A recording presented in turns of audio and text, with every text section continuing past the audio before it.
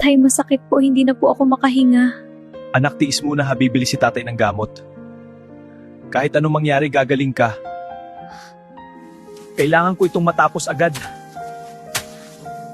Para sa anak ko, para sa gamot niya. Maghapon sa ilalim ng araw. Pero hindi ako pwedeng tumigil.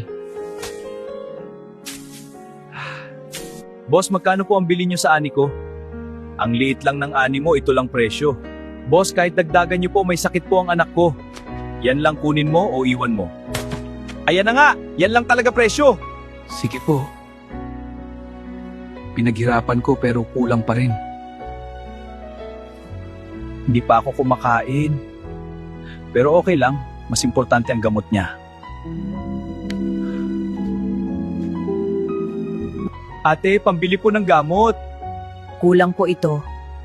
Ito lang po ang meron ako para sa anak ko. Ito na lang po ang kaya ko ibigay.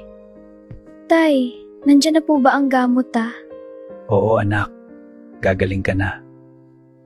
Patawad, kulang pa rin na. Sa bawat ani buhay ang kapalit pero sa huli minamaliit lang sila habang ang ama lumalaban para sa anak niyang may sakit. Kung relate ka para sa kanila, mag-follow ka sa Object Talks.